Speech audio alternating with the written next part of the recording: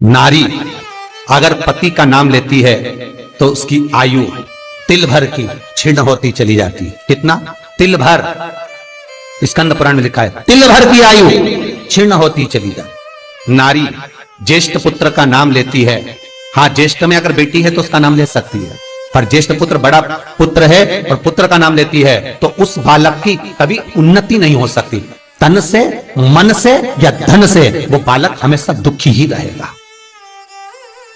तुम दुनिया का सारा सपोर्ट कर दो, तुम चाहे अपनी प्रॉपर्टी बड़े बेटे के नाम कर दो, तुम चाहे पूरा दुनिया भर का सुख अपने बेटे के सामने लाकर खड़ा कर दो, तो भी अगर मां अपने बड़े पुत्र का नाम बार बार लेती है तो वो पुत्र या तो तन से या मन से या धन से दुखी ही मिलेगा, वो सुख नहीं पा सकता।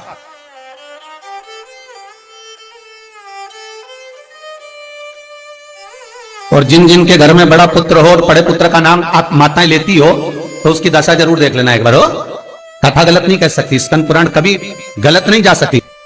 आपके घर में भी अगर बड़ा पुत्र हो और पुत्र का नाम अगर आप ले रहे हो, हाँ ये जरूर है अगर बेटी बड़ी और उसके बाद पुत्र बड़ा है तो वो ज्येष्ठ नहीं माना जाएगा। ध्यान रखना, ज्येष्ठ का मतलब होता है सबसे बड़ा पुत्र, उसके बाद सारे बच्चों का जन्म हुआ। क्योंकि बेटी अगर जन्म ले ली पहले फिर बेटा हुआ तो बेटी ज्येष्ठ कहलाएगी, है बेटा नहीं कहलाएगा। अगर पहला ज्येष्ठ पुत्र है तो मां सारी प्रॉपर्टी दे दे, सारा वैभव दे दे, मां सारा दौलत दे दे, मां उसके ऊपर सर्वस्व निछावर कर दे। पर अगर बेटे का नाम माता बार बार लेती है तो उस बेटे की उन्नति तरक्की नहीं हो सकती, उसको जीवन में सुख नहीं मिल सकता, कुछ ना कुछ चीज से वो दुखी रहेगा। चाहे वो बच्चों से रहे, पत्नी से रहे, परिवार से रहे, कुटुंब से रहे, व्यापार में रहे, व्यवसाय में रहे, ऑफिस में रहे, चाहे अपने शरीर से रहे, पर दुख तो उसके भाग्य में थोड़ा लिखा ही रहे। और जो चीज वेद व्यास जी ने वर्णन कर दी महाराज, उसका प्रमाण आप खुद भी अपने घर में देखो कि सही है कि गलत है। जिस जिस घर में बड़ा पुत्र हो और मां उसका नाम बार बार लेती हो, बार बार लेती हो, उस पुत्र की दशा देखिएगा आप। तन, मन और धन तीन तरह से। इसलिए निवेदन करूंगा मेरी माताओं से, आपका प्रेम बहुत है क्योंकि आपका बेटा बड़ा है, आपका पुत्र बड़ा है, आपका बहुत प्रेम है और बेटे का भी माता के प्रति बहुत प्रेम है। पर उस प्रेम में तुम्हारा जो संबोधन है बार बार नाम लेने का, उससे उसको तकलीफ हो सकती है। इसलिए निवेदन है, मेरे कृष्ण का नाम कृष्ण था पर यशोदा कभी कृष्ण नहीं बोली है, कभी नहीं। यशोदा कभी कृष्ण नहीं बोली, कन्वा कहती थी। आपके बेटे का नाम कुछ भी आप उसको नाम से मत पुकारो, उसका नाम चेंज कर दो, थोड़ा सा बदल दो, आप उस नाम से उसको पुकारना प्रारंभ करो। आप जो भी बोलना चाहे, आपके दिल की बात है, तो आपके पुत्र से आप क्या बोल सकते हो।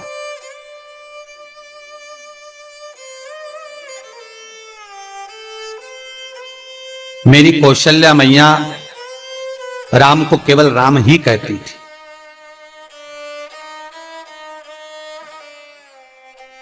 केकई राघव कहती थी,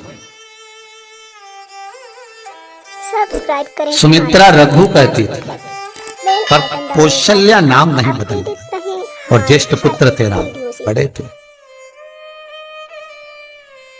बड़े हुए, बन जाना पड़ा, लौट कर आए, धोबी की वार्ता सुनकर सीता का परित्याग करना पड़ा, समय आया लक्ष्मण का त्याग करना पड़ा, और समय आया तो ये शरीर को ही सरयू में छोड़ना पड़ा। कहां से? ताकि आप अपडेटेड रहें। स्कंद पुराण कहती है पति का नाम अगर नारी ले रही है तो तिल तिल भर उसकी उम्र घट रही है। पर ना जाने माताओं को ऐसा क्या है कि वो आज का फैशन हो गया, ए राघव इधर आ, राघव गया। सब्सक्राइब करें हमारा चैनल। नाम लेने में तिल भर की आयु बढ़ गई। आइकन दबाएं ताकि आप अपडेटेड रहें। ज्येष्ठ पुत्र का नाम लेने में उसकी समृद्धि, उसका जो वैभव है, उसका जो सुख है वो घट रहा है।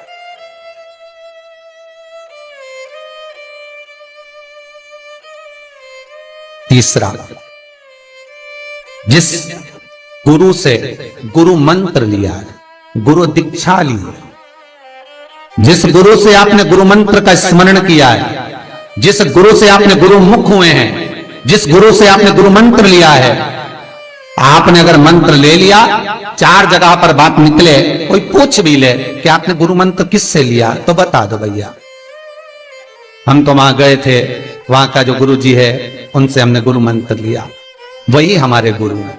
नाम का स्मरण ना करते हुए उसकी पहचान बताने का प्रयास करो, वो ऐसे वो वैसे वो वहां रहते, उसका स्मरण। गुरु का नाम लेने से क्या जाता है महाराज? शास्त्र कहता है गुरु जिसने मंत्र दिया उसका नाम मत लो, गुरु ने जो मंत्र दिया उसका नाम लो। बहुत ध्यान देना महाराज। दुनिया के लोग गुरु का नाम लेकर बैठे हैं, उन गुरु जी से मंत्र लिया था तो उन्हीं का नाम लिया जाए, श्री ये मान जी ये मान जी। अरे क्या नाम लेना, क्या नाम ले? हमें गुरु का नाम नहीं याद करना, हमें गुरु मंत्र याद करना। जो गुरु ने मंत्र दिया उसका स्मरण कर। क्या होता है? स्कंद पुराण कहती है जब माला जपने के लिए बैठते हैं तो गुरु का श्री विग्रह तुम्हारे सामने होना चाहिए कि हमने उन गुरु जी से मंत्र लिया है, और गुरु का नाम नहीं। गुरु मंत्र लेते समय गुरु का विग्रह सामने हो और मंत्र जो गुरु ने दिया है उसका स्मरण, सब्सक्राइब करें, उसका स्मरण। बेल आइकन दबाएं। हम बार बार अगर गुरु के नाम का स्मरण करते हैं, वीडियो से हम बार बार गुरु का नाम लेते हैं, जिस गुरु से मंत्र लिया उसका नाम अगर हम बार बार ले रहे हैं तो हमारे घर में महाराज शांति टिकती नहीं है। थोड़ा सा क्रोध क्लेश थोड़ा बड़ा रहता है। अगर तुम्हारे परिवार में तुम्हारे घर में कोई किसी की निंदा करता हो तो कह देना भैया हमको 24 तरह के नरक में नहीं जाना, तू चुपचाप हो जा, बिल्कुल चुप। 94 नरक में से 24 नरक निंदा के, वीडियो से केवल निंदा सुनना। और निंदा करने वाला तो केवल 4 नरक में गिरता है। क्यों 4 नरक में गिरता है? तो पूछा निंदा करने वाले को ज्यादा पाप लगना चाहिए, नहीं उसको कम लगता है। तो कम क्यों लगता है? तो अग्नि पुराण में लिखा कि निंदा करने वाला को 4 नरक का भोग इसलिए भुगताया जाता है क्योंकि जिसकी वो निंदा करता है उसके सारे पाप धोता है।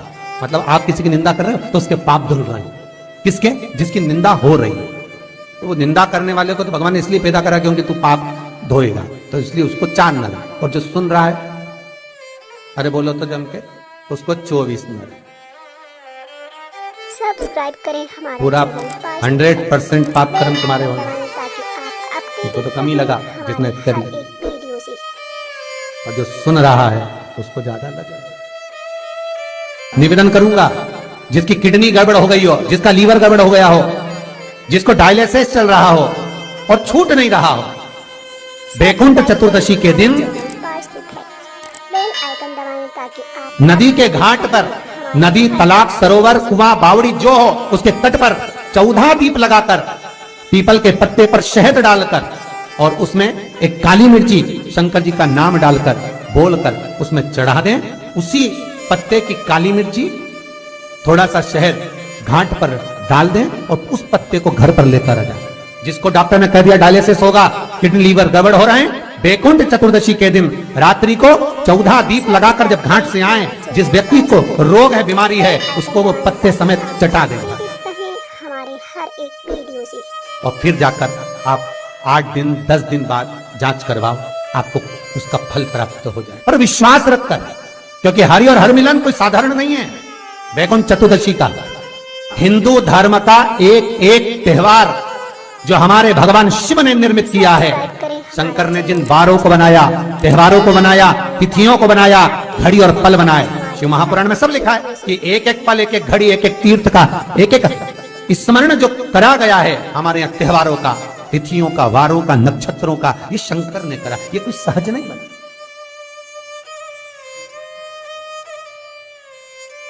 कि सहजता नहीं है।